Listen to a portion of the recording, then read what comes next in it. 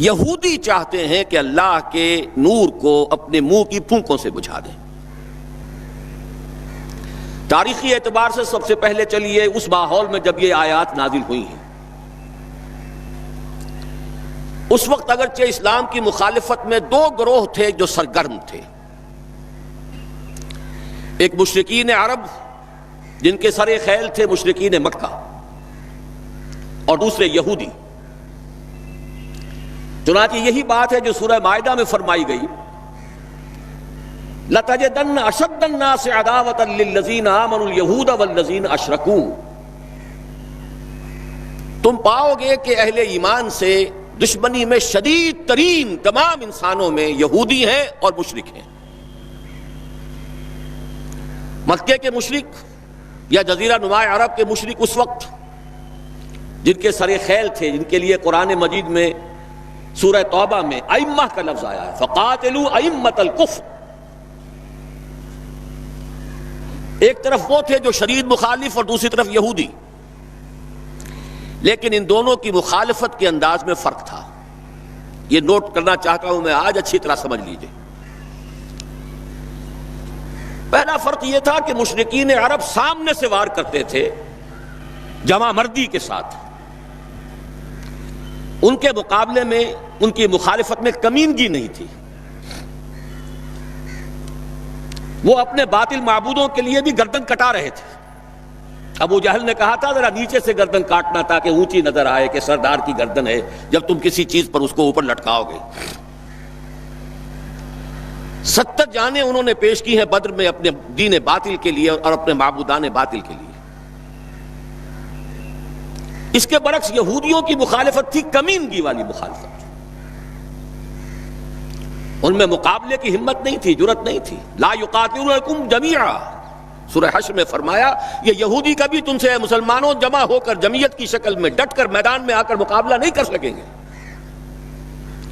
الا فی قری محصنۃ او من وراء جدر، بڑے مضبوط قلعہ بندیوں میں اپنے آپ کو محفوظ کر کے اور فصیلوں کے پیچھے سے، دیواروں کے پیچھے سے، عورتوں کی طریقے سے پتھراؤ کریں گے، اس کے سوا کچھ نہیں کر سکتے۔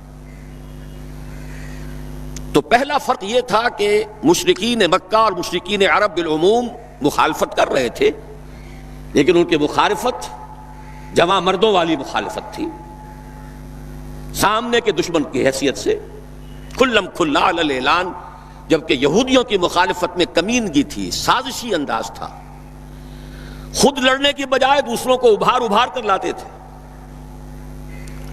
اور دوسرا بڑا فرق کیا تھا؟ اس پہلے فرق کو تو نمایاں کیا اسی لفظ سے کہ گویا کہ اپنے منہ کی پھونکوں سے بجھانا چاہتے ہیں۔ ابو جہل بھی بجھانا چاہتا ہے اللہ کے نور کو، لیکن اپنے زور بازو کی بنیاد پر۔ اور یہ لوگ کردار کے اعتبار سے اتنے گر چکے ہیں کہ زور بازو کی بنیاد پر نہیں، منہ کی پھونکوں سے بجھانا چاہتے ہیں۔ بہترین تعبیر کی ہے اس کی مولانا ظفر علی خان نے کہ نور خدا ہے کفر کی حرکت پہ خندہ زن، پھونکوں سے یہ چراغ بجھایا نہ جائے گا۔ دوسرا فرق یہ تھا کہ اگرچہ مشرکین میں بھی ایسے لوگ تھے جو پہچان چکے تھے کہ محمد اللہ کے رسول ہیں، سچے ہیں، صادق ہیں، لیکن وہ استثنائی معاملات تھے، وہ غافل تھے۔ قرآن مجید میں بار بار ان کے کفر کے لیے ایک توجیہ پیش کی گئی ہے کہ ان کے پاس کوئی رسول آیا ہی نہیں، ان کے لیے رسالت اور نبوت بڑی ایک عجیب سی شے تھی، وہ چیزیں ان کے ذہن سے بالکل خارج ہو چکی تھی۔ لیکن یہود کا معاملہ اس کے برعکس تھا، وہ 100% پہچانتے تھے محمد رسول اللہ کو صلی اللہ علیہ وسلم، بالخصوص ان کے علماء، یعرفونہ کما یعرفون ابناہم، پہچانتے ہیں اسے جیسے کہ اپنے بیٹوں کو پہچانتے ہیں، علی وجہ البصیرۃ، وہ کسی مغالطے میں نہیں تھے، پوری ڈٹائی کے ساتھ پہچانتے ہوئے۔ آپ کو تو معلوم ہے کہ حضور صلی اللہ علیہ وسلم کی جو نشانیاں ہیں ان کا تو معاملہ بہت آگے کی بات ہے۔ حضور کے ادنا رفقا کا معاملہ کیا تھا کہ حضرت عمر رضی اللہ تعالیٰ عنہ کے بارے میں پوری ان کی صفات ان کے ہاں موجود تھی، اور عیسائی علماء نے ان کے ساتھ ٹیلی کر کے ہی حضرت عمر کو سامنے کھڑے ہو کے دیکھ کر اور پھر جو ہے یروشلم کا قبضہ دیا تھا کہ ہاں یہ وہی درویش بادشاہ ہے جس کا ذکر موجود ہے ہماری کتابوں میں کہ یروشلم اس کے ہاتھوں فتح ہوگا۔ تو یہ دو فرق ذہن میں رکھیے، یریدون لیطفئوا نور اللہ بافواہہم واللہ متم نورہ۔ دوسری بات جو سوچنے کی ہے اس آیت میں کہ نور اللہ سے مراد کیا ہے؟ اللہ کا نور ایک اعتبار سے ذہن منتقل ہوتا ہے قرآن حکیم کی طرف۔ نور اصل میں قرآن مجید میں ہدایت کے لیے بھی آتا ہے، تورات کے لیے آیا فیہا ہدی و نور، انجیل کے لیے آیا فیہ ہدی و نور، روشنی ہی سے انسان راستہ دیکھ سکتا ہے۔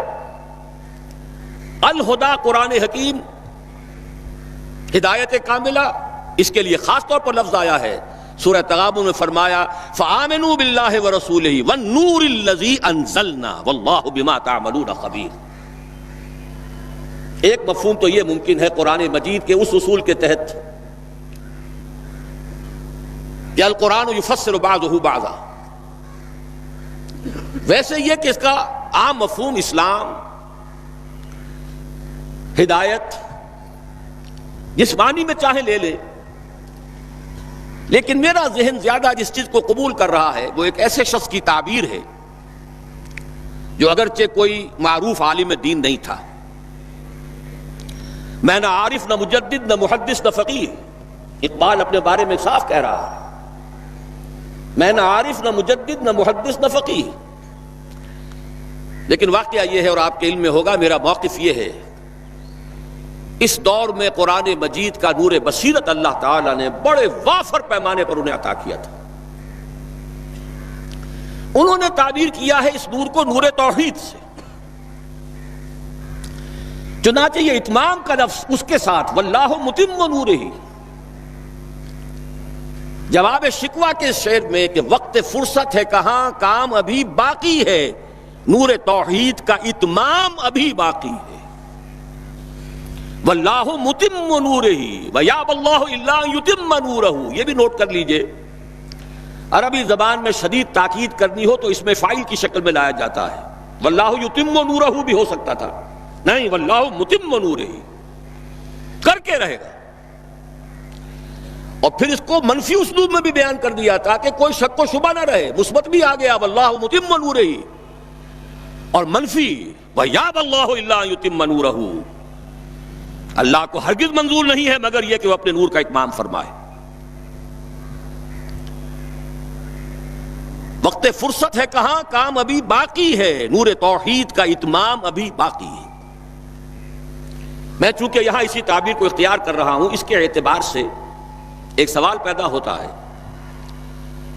کیا نور توحید کسی بھی اعتبار سے نامکمل تھا، ناقص تھا، جس کے اتمام اور تکمیل کی ضرورت تھی؟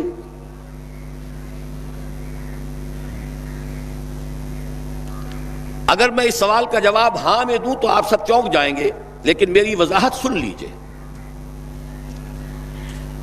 جہاں تک عقیدے کا نور ہے، عقیدے کی توحید ہے، اور انفرادی سطح پر اپنے عمل کی توحید ہے، توحید کے دو حصے سمجھ لیجئے۔ ایک توحید ہے عقیدے کی توحید، اللہ کو ایک ماننا، ایک جاننا، اس کی صفات میں، اس کی ذات میں کسی کو اس کا ساجی، ہمسر، برابر، ہم پلہ، کفر، ند، ضد نہ سمجھنا۔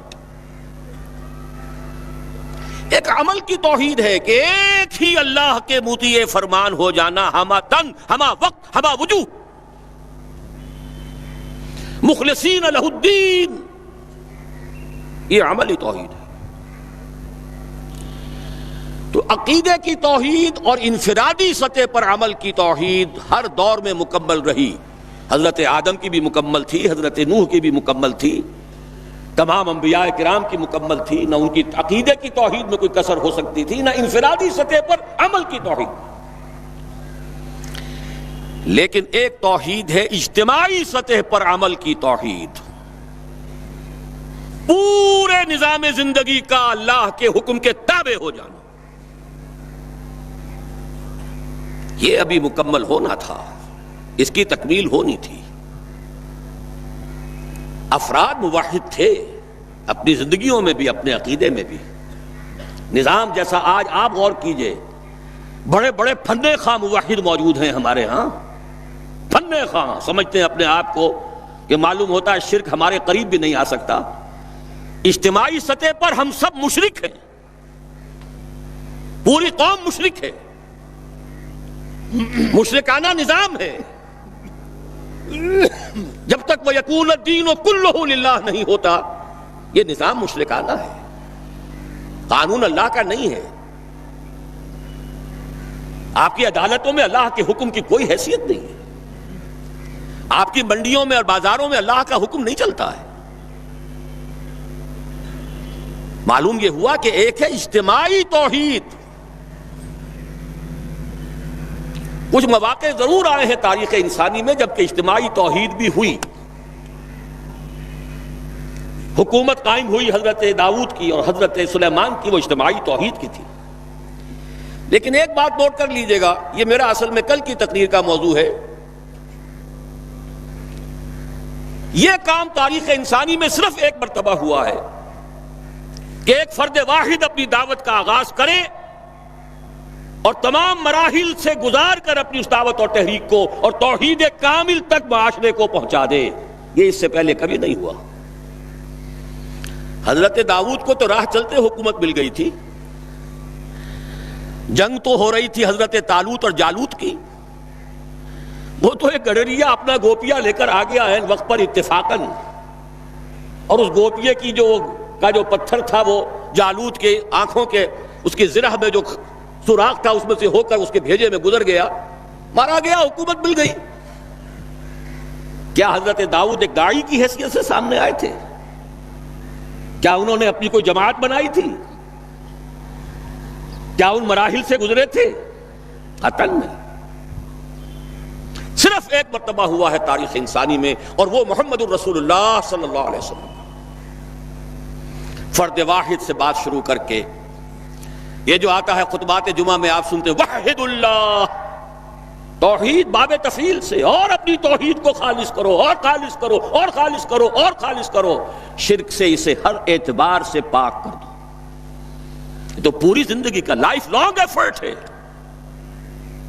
آخری امتحان توحید کا جو لیا ہے ابراہیم کے رب نے. دیکھیں اس بوڑھے کے دل میں کہیں اپنے بیٹے کی، اکلوتے بیٹے کی محبت تو ہم سے زیادہ نہیں ہو گئی. کیسے کیسے امتحانات سے گزر چکا وہ بوڑھا، کیسے کیسے امتحانات. لیکن آخری امتحان دعائیں مانگ مانگ کر بیٹا لیا تھا. فلما بلغ معه السعی، اور جب اب ذرا ہاتھ بٹانے کے قابل ہوا، کہیں اس کی محبت ہماری محبت سے زائد تو نہیں ہو گئی. انی ارا فی المنام انی اذبحک فانظر ماذا تری. اسی لیے جو آتا ہے قرآن مجید میں بار بار حضرت ابراہیم کے لیے آخری سند کے الفاظ آتے ہیں وما کان من المشرکین، شرک کے ہر شائبے سے پاک. تو یہ توحید عملی اجتماعی سطح پر ہونی باقی تھی. اس کا تعلق ہے اگلی آیت سے. یہ کب ہوگی؟ هو الذی ارسل رسولہ بالہدی ودین الحق لیظہرہ علی الدین کلہ ولو کرہ المشرکون. اللہ نے اپنے ان آخری رسول کو محمد صلی اللہ علیہ وسلم کو تو بھیجا ہی ہے الہدا، وہ دین حق اور الہدا اور دین حق دے کر تاکہ غالب کریں. جب تک دین غالب نہیں توحید ناقص ہے. عقیدے کی توحید ہو سکتا ہے کہ ہو، انفرادی سطح پر بھی ہو سکتا ہے. ایک آدمی جہاں جہاں بھی اللہ کا حکم مان سکتا ہو مان رہا ہو، لیکن آخر وہ کسی قوم کا فرد ہے، کسی ریاست کا شہری ہے، کسی خاندان کا فرد ہے، چہار طرف سے جکڑا ہوا ہے رشتوں میں اور تعلقات میں. اس کی زندگی کے کتنے گوشے ہیں کہ جن کو ابھی وہ مشرکانہ نظام اپنی گرفت میں لیے ہوئے ہیں. یہ در حقیقت اسی وقت ہوگا جبکہ اللہ کا دین غالب ہو جائے. هو الذی ارسل رسولہ بالہدی ودین الحق لیظہرہ علی الدین کلہ ولو کرہ المشرکون. مشرک تو کبھی پسند نہیں کریں گے. یہاں ذرا شرک کو سمجھ لیجئے، یہ شرک صرف عقیدے کا نہیں. آج کا سب سے بڑا شرک کیا ہے؟ اللہ کا اللہ کو دو، ریاست کا ریاست کو دو۔ یہ سیکولر نظام ہے، یہاں پر جو ہے حاکمیت عوام چلے گی۔ جاؤ مسجدوں میں اللہ کا حکم نافذ کر لو۔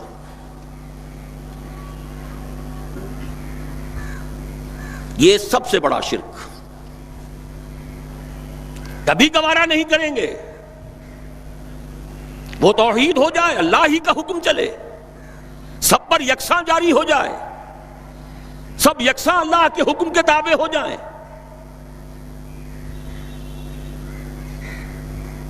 وَلَوْ كَرِهَ الْمُشْرِكُونَ، مشرک کبھی نہیں چاہیں گے، لیکن ان کی مخالفت کے علی الرغم، ان کی ساری ریشہ دوانیوں کے باوجود، ان کی تمام سازشوں کے باوجود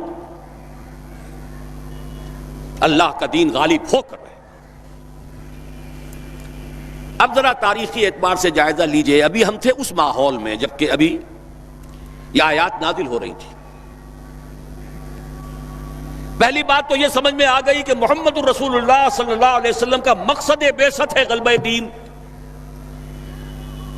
یہ نوٹ کرنے کی بات ہے، کسی اور رسول کے لیے اللہ نے قرآن مجید میں یہ الفاظ استعمال نہیں کیے۔ شاہد سب تھے، مبشر سب تھے، نذیر سب تھے، داعی سب تھے، مبلغ سب تھے، معلم سب تھے، مربی سب تھے، مزکی سب تھے،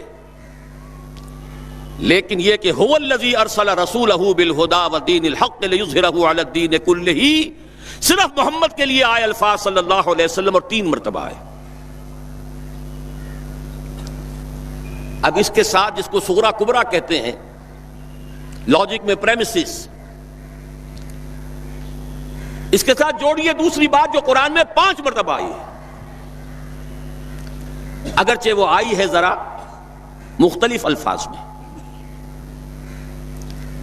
کہیں فرمایا وما ارسلناک الا رحمۃ للعالمین، ہم نے نہیں بھیجا ہے محمد صلی اللہ علیہ وسلم آپ کو مگر تمام جہان والوں کے لیے رحمت بنا کر۔ آپ کی بعثت جغرافیائی، نسلی، قومی، علاقائی حدود سے ماورا، بالا تر۔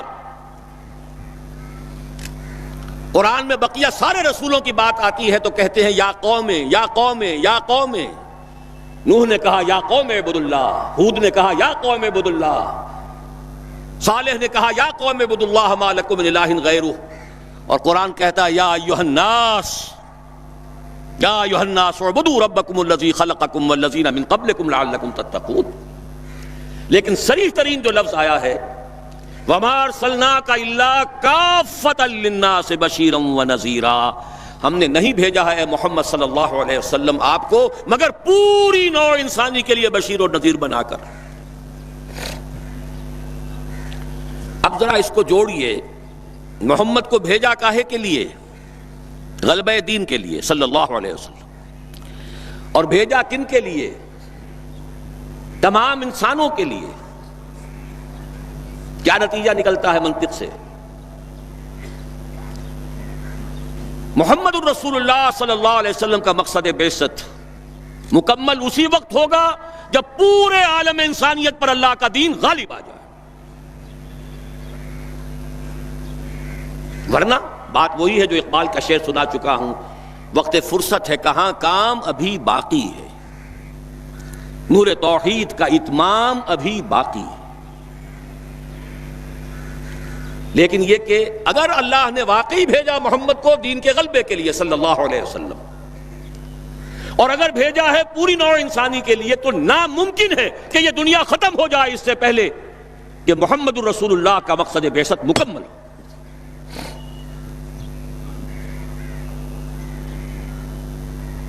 یہی بات ہے کہ جس کی خبر پیشن گوئی کے طور پر قرآن میں تو نصوص ہیں، لیکن ان سے نتیجہ نکالنا پڑے گا۔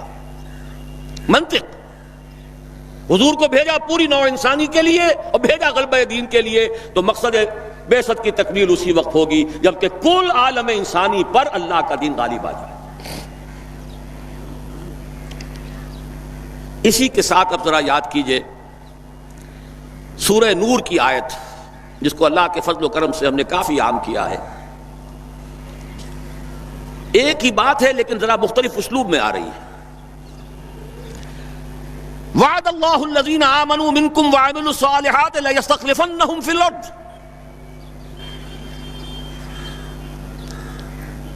وعد اللہ الذین آمنوا منکم، یہاں منکم پر ذرا زور دیجئے، کن سے خطاب ہو رہا ہے؟ مسلمانوں سے. لیکن ان مسلمانوں کے لیے دو کوالیفیکیشنز، دو پری کنڈیشنز.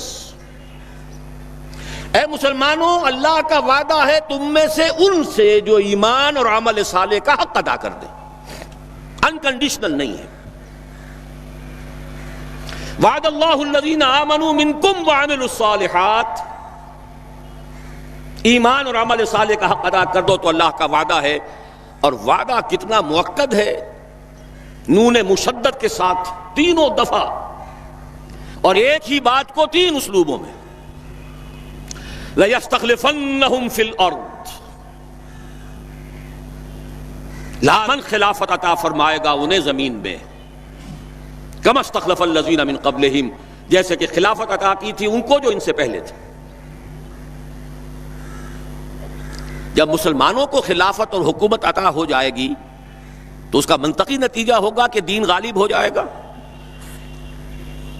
لیکن اس کو بھی کھول کر بیان کر دیا، وَلَا يُمَكِّنَنَّ لَهُمْ دِينَهُمُ الَّذِي ارْتَضَىٰ لَهُمْ،